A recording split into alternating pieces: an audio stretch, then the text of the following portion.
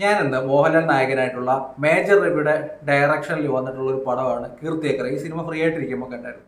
അപ്പോൾ ഞാൻ social media നോക്കിയപ്പോൾ അമരൻ എന്ന് പറഞ്ഞൊരു സിനിമ നാളെ നെറ്റ്ഫ്ലിക്സിൽ വരുന്നുണ്ട്. ഇപ്പോൾ ഓൾറെഡി തിയേറ്ററിൽ ഓടിക്കൊണ്ടിരിക്കുകയാണ്. കണ്ടവരുണ്ടെങ്കിൽ ജസ്റ്റ് ഒരു ഹായ് തന്നായിരിക്കും നന്നായിരിക്കും. എനിക്ക് നിങ്ങളോട് കുറച്ച് കാര്യങ്ങൾ ചോദിക്കാനുണ്ട്. ഞാൻ ഈ സിനിമ കണ്ടില്ല കേട്ടോ. അപ്പം ഈ അമരൻ സിനിമയ്ക്കകത്ത് ഒരു ഇസ്ലാമോഫോബിയ ഉണ്ട് എന്നുള്ള രീതിയിലും സിനിമയ്ക്കെതിരെ വലിയ പ്രതിഷേധം നടന്നു, അല്ലെങ്കിൽ സിനിമ തിയേറ്ററിന് നേരെ ഒരു അറ്റാക്ക് ഉണ്ടായി എന്നുള്ള രീതിയിലൊക്കെ ഞാൻ വാർത്ത ഉണ്ടായിരുന്നു.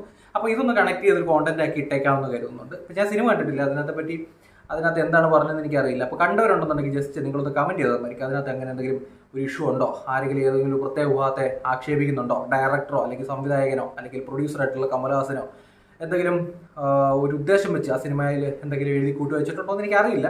നാളെ നെറ്റ്ഫ്ലിക്സിലോ അല്ലെങ്കിൽ ആമസോണിലോ ആയിരിക്കും. പടം വരുമ്പോൾ നമുക്ക് കണ്ടിട്ട് പറയാം. എനിക്ക് കാണാൻ പറ്റിയില്ല, എനിക്ക് കാണണമെന്നുണ്ടായിരുന്നു പടം, പക്ഷെ എനിക്ക് കാണാൻ പറ്റിയില്ല എന്നുള്ളതാണ്. കീർത്തിയേക്കർ സിനിമ സംവിധാനം ചെയ്തിരിക്കുന്നത് മേജർ രവിയാണ്.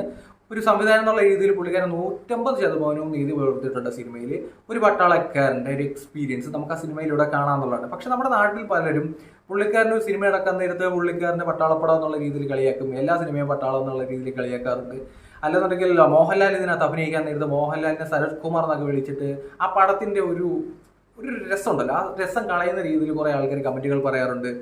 അങ്ങനെ പലതും ഞാൻ കണ്ടിട്ടുണ്ട്. ഇപ്പം നമ്മൾ ആർമിയിൽ നിന്നൊക്കെ റിട്ടയർ ആയി വരുന്ന ക്യാരക്ടറിനെ നമ്മുടെ കേരളത്തിലെ സിനിമകളൊക്കെ കണ്ടു കഴിഞ്ഞാൽ മനസ്സിലാവുന്ന ഒരു കാര്യമുണ്ട്. ഇവരെ കോമഡി പീസ് ആയിട്ടായിരിക്കും കൂടുതൽ കാണിക്കുന്നത്.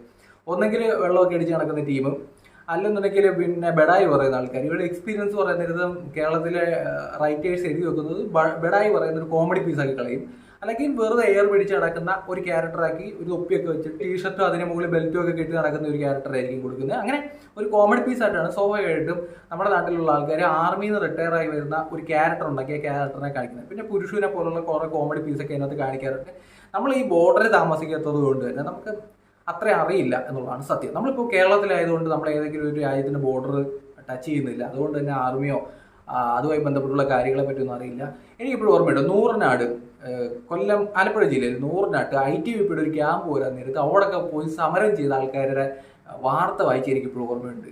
ഇവിടെ ഈ ക്യാമ്പ് വരരുത് എന്നൊക്കെ പറഞ്ഞുകൊണ്ട് വലിയ സമരമൊക്കെ ചെയ്ത ഒരു വാർത്ത ഞാൻ അന്ന് വായിച്ചായിട്ട് ഓർമ്മയുണ്ട്. അങ്ങനെ ഒരു സംസ്ഥാനമാണ് നമ്മുടെ കേരളം എന്ന് പറയുന്നത്. ആർമി എന്നൊക്കെ പറഞ്ഞു കഴിഞ്ഞാൽ പലർക്കും പുച്ഛമാണ്. ഈ അടുത്ത സമയത്ത് നമ്മൾ കൊല്ലത്താന്ന് തോന്നുന്നു അല്ലേ, ആർമി ഒരു ഉദ്യോഗസ്ഥനെ പോലീസ് സ്റ്റേഷനിൽ ഇട്ടിട്ട് ഇടിച്ച് ശരിയാക്കി നമ്മൾ കണ്ടാണ്. പിന്നെ അതുമായി ബന്ധപ്പെട്ടൊരു സംസാരം ഉണ്ടായിട്ടൊന്നുമില്ല. അപ്പോൾ പൊതുവെ നമ്മൾ ഇന്ത്യൻ ആർമി എന്നൊക്കെ പറഞ്ഞു കഴിഞ്ഞാൽ നമ്മുടെ കേരളത്തിലുള്ള ആൾക്കാർക്ക് ഈ സംഭവം ഒരു ഭയങ്കര പുച്ഛമാണ്. ഇപ്പം 1971 ബിയോണ്ട് ബോർഡർ എന്ന് പറഞ്ഞൊരു പടമുണ്ട്. എനിക്കത് കണക്ട് ആവാത്ത പടമാണ് മേജർ രവിയുടെ. പക്ഷെ പിക്കറ്റ് 43 നമ്മുടെ പൃഥ്വിരാജിന്റെ ഏറ്റവും കിട്ടിലം പടത്തിൽ ഒന്നാണ് പിക്കറ്റ് 43. നിങ്ങൾ കണ്ടിട്ടില്ലെങ്കിൽ ജസ്റ്റ് ഒന്ന് കണ്ടു നോക്കുക. കർമ്മയോധ ഓക്കെയാണ്, ഭയങ്കര സംഭവമാണെന്ന് പറയത്തില്ല ഞാൻ, എനിക്ക് ഓക്കെയാണ്. കാണ്ടാറ് ഓക്കെ ആണെന്നേ ഉള്ളൂ, എനിക്ക് ഭയങ്കരമായിട്ട് ഇഷ്ടപ്പെട്ടിട്ടൊന്നുമില്ല. പക്ഷെ മിഷൻ 90 ഡേയ്സ് എന്ന് പറയുന്ന പടമുണ്ട്, മമ്മൂട്ടി ആണ് നായകനായിട്ടോ. നിങ്ങൾ എത്ര പേര് കണ്ടിട്ടുണ്ടെന്ന് എനിക്ക് സംശയം. ആ സിനിമ അത് കണ്ടു നോക്കണം, ഭയങ്കര രസമാണ്. അത് അത്ര ഹിറ്റൊന്നുമല്ല, പലരും കണ്ടിട്ടുമില്ല. രാജീവ് ഗാന്ധിയുമായി ബന്ധപ്പെട്ടുള്ള ഒരു ഫിലിമാണ് അത് എടുത്തു വെച്ചിരിക്കുന്നത്.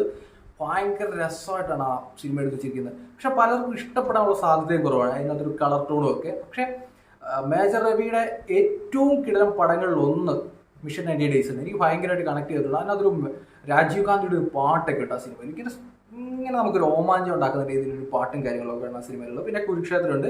പിന്നെ ഇതിനകത്ത് എല്ലാത്തിനേക്കാളും എനിക്ക് ഭയങ്കര ഫേവറായിട്ടുള്ളത് കീർത്തിയേക്കറാണ്. ഇപ്പോൾ ഈ മേജർ രവി പടത്തിനകത്ത് നിങ്ങൾക്ക് കണക്ട് ആയിട്ടുള്ള ഒരു പടം ജസ്റ്റ് ഒന്ന് കമന്റ് ചെയ്യണം. കുട്ടികൾക്കൊക്കെ ഈ സിനിമ സ്വാഭാവികമായിട്ടും ഈ കീർത്തിയേക്കർ പോലുള്ള സിനിമകൾ അല്ലെങ്കിൽ ഇതുപോലുള്ള മിഷൻ 90 ഡേയ്സ് പോലുള്ള സിനിമകളൊക്കെ സ്കൂളിൽ വരെ കാണിക്കേണ്ടതായിട്ടുണ്ട്. അവരുടെ ഉള്ളിലേക്ക് നമ്മുടെ രാജ്യം എന്നുള്ളൊരു സ്പിരിറ്റ് എത്തിക്കേണ്ടതായിട്ടുണ്ട്.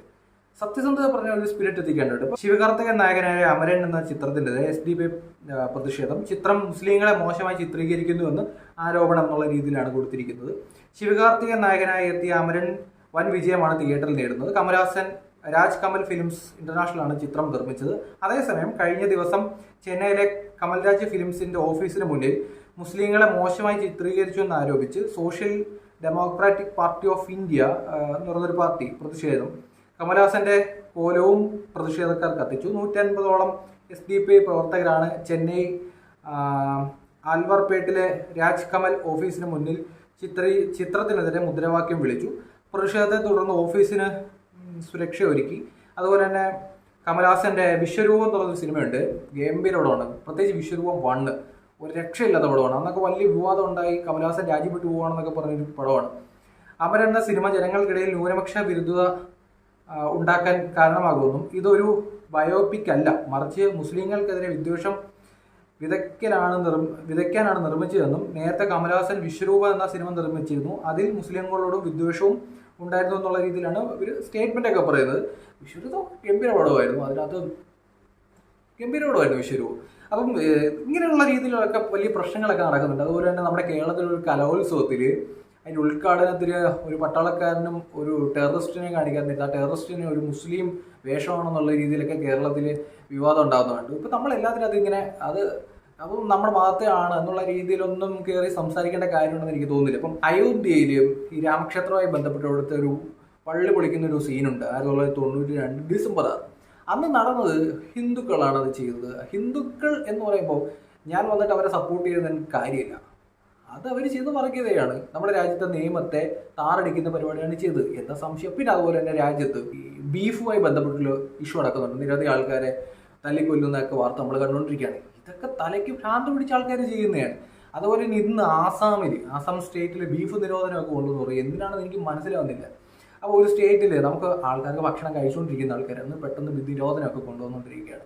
അപ്പോൾ ഇതിനോടൊന്നും നമ്മൾ യോജിക്കുന്നില്ല. അതിപ്പോൾ ഹിന്ദു ആയതുകൊണ്ട് ഞാൻ വന്നിട്ട് ഡിസംബർ 6 അവർ ചെയ്തത് തെറ്റാണെന്ന് ഒരാൾ പറയാൻ നേരത്ത് അത് ഹിന്ദു വിരുദ്ധത എന്ന് പറഞ്ഞിട്ട് വല്ല കാര്യമുണ്ടോ? അവരങ്ങനെ ചെയ്തിട്ടുണ്ട്. ഇപ്പോൾ പാകിസ്ഥാനിൽ നിന്നൊക്കെ എന്തും വേണ്ടി ആൾക്കാർ ഇവിടെ കയറി വരുന്നുണ്ട്. നമുക്കറിയാത്ത കാര്യമല്ലോ ഒന്നും, ഇതൊക്കെ നമുക്കറിയാം. ഇതൊക്കെ കാണിക്കാൻ നേരത്ത് ഇത് നമ്മുടെ മതത്തെ മുഴുവനാണെന്നുള്ള രീതിയിൽ ഒന്ന് സ്റ്റേറ്റ്മെന്റ് പറഞ്ഞിട്ട് കാര്യമില്ല, അല്ലെങ്കിൽ പ്രതിഷേധിച്ചൊരു കാര്യമില്ല. നമ്മളെന്തിനാണ് ഇതിനകത്ത് വള്ളി കയറി പിടിക്കുന്നത്, അല്ലെങ്കിൽ നമ്മളെന്തിനാണ് ഇതിനൊക്കെ പ്രതികരിക്കാൻ പോകുന്നത്? ഇപ്പോൾ ടെററിസ്റ്റ് അറ്റാക്കും അല്ലെങ്കിൽ വിമാന റാഞ്ചിലും ഒക്കെ നമ്മൾ കണ്ടതല്ലേ, അല്ലെങ്കിൽ പാർലമെന്റ് ആക്രമണമൊക്കെ നമ്മൾ കണ്ടതാണ്. ഇതിന് എന്താണ് സംഭവം എന്നൊക്കെ നമുക്ക് എല്ലാവർക്കും അറിയാവുന്നതാണ്. അതിനെയൊക്കെ കാണിക്കാൻ നേരത്ത് അതിന്റെ പേരിൽ വന്ന് പ്രതിഷേധിക്കുന്നതിനകത്തും എനിക്ക് യോജിപ്പൊന്നുമില്ല. മേജർ രവി എന്ന് പറയുന്ന സംവിധായകനെ ഇപ്പോഴും നമ്മൾ കൃത്യമായി ഉപയോഗിക്കുന്നില്ല. പുള്ളിക്കാരനൊക്കെ ചുമ്മാ ആൾക്കാർ കയറി ചൊറിഞ്ഞുകൊണ്ടിരിക്കുകയാണ്. പുള്ളിക്കാരനൊക്കെ ചെയ്യാൻ പറ്റുന്ന ഇനിയും നല്ല നല്ല സിനിമകളുണ്ട്. ആർമി ബേസ് ഉള്ള കിട്ടിലം പടങ്ങളൊക്കെ പുള്ളിക്കാരൻ ചെയ്യാൻ പറ്റും. നല്ല കിട്ടിലൊരു ഡയറക്ടറാണ് പുള്ളിക്കാരൻ്റെ. പടം എന്ന് പറഞ്ഞാൽ ഈ മിഷൻ 90 ഡേയ്സും അതുപോലെ തന്നെ പിക്കറ്റ് ഫോർട്ട് 3 അതുപോലെ തന്നെ കീർത്തിയക്കറ സൂപ്പർ പടങ്ങളാണ്, കിട്ടിലം പടങ്ങൾ, സൂപ്പർ പടം. എനിക്ക് ഭയങ്കര ഇഷ്ടമാണ് പുള്ളിക്കാരൻ്റെ പടം കണ്ടുകൊണ്ടിരിക്കുക. ആ പടത്തിനകത്തൊരു ഇന്ത്യ എന്നുള്ളൊരു സ്പിരിറ്റ് ഉണ്ട്.